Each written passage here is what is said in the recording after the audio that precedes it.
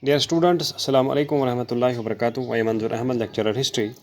Our today's topic for 12th class students of history subject is discuss the extent to which Bernier's accounts enable historians to reconstruct contemporary rural society. Dear students, let's understand this question in simpler terms. In this question, we have been asked that how Francis Bernier has depicted the picture of a rural society or the village society or the village people in his travel account, that is the travels in the Mughal Empire. So the question that we have been asked is, what were the opinions, what are the viewpoints, or what has Francis Bernier written about the life of the people in the rural areas or in the village areas, in the village society, in his travel account, the travels in the Mughal Empire, and how that information which Francis Bernier has written about the rural society, rural people, village people, how that information is helpful to historians in knowing about the history of the village society in the Mughal period. Dear students, as we know, Francis Bernier was one of the important travelers who came to India in 1656 AD and remained here up to 1668 AD. And after his travels of about 12 years in India, he wrote a book of his experiences in India known as The Travels in the Mughal Empire. And in this book, Francis Bernier has talked about various aspects of Indian life, has written about various aspects of Indian life, about the society, about the cities, about all other things. And he has also given us a picture. He has also written about the society in the rural areas, or he has also written about the life of the people in the rural areas, in the village areas. And in this question, we have been asked this very question, that what Francis Bernier has written about the life of the people in the rural areas, in the rural society or in the village society in his travel account, that is the travels in the Mughal Empire. Let's answer the question. Dear students, Francis Bernier has written a detailed account on the Indian rural society or on the Indian village society in his book, The Travels in the Mughal Empire. First of all, he says that all land belonged to the emperor, to the king, and there was no concept of private property.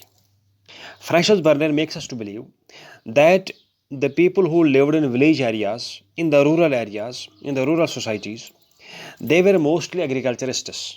They were doing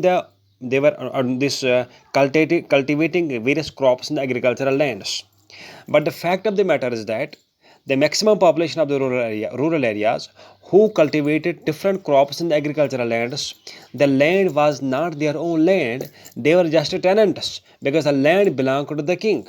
So here Francis Bernier wants to make us understand that the rural people, that the village people who were mostly engaged in agricultural operations on the agricultural lands, cultivation of various crops, and the land on which these people cultivated crops, on which the agriculture in rural areas cultivated crops, the land did not belong to them, but the land belonged to the king. So by this, Francis Bernier wants us to believe that maximum production at the crops was taken away by the king because the king was the owner of the land, which left the people in the rural areas, the agriculturists, with minimum production, and as a result of which they faced a lot of problems. And Francis Bernier also makes us believe that in a rural society consisted of poor class only, and they lived in mud and thatched huts and had all sorts of problems to face. The rural people were exploited by a very rich and powerful ruling class. I believe that even 85% of the people lived in rural areas, village areas. And Francis Bernier tells us that all the people, all the 85% of the Mughal Empire who lived in rural areas, these all people were exploited by a small minority of rich and powerful people, and that was the ruling class. So the ruling class, who comprised a very small percentage of population in the Mughal Empire, they dominated and exploited the majority of the 85% of the population in the rural areas, who were agriculturists, who were cultivators, but despite being agriculturists, despite being cultivators, they had no land of their own, no land of their own, as all land belonged to the king. Francis Burnett also tells us that there is no middle class in the Indian society between rich and the poor. There are only two classes, the rich and poor.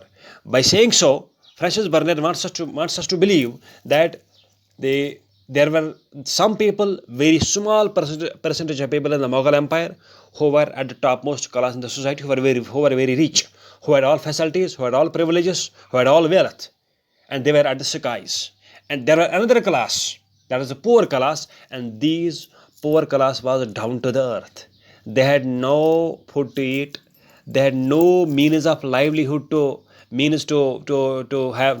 a good life, to live a successful life, to live a contented life. They could hardly make their boats ends meet. They had mud and thatched huts. Even then, all tax and revenue burden was shouldered by this class, by this poor people, and the high class people did not pay any tax at all.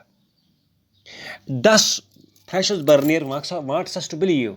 Francis Burnett in his book tells us that Mughal rulers, therefore, were the kings of beggars and barbarians.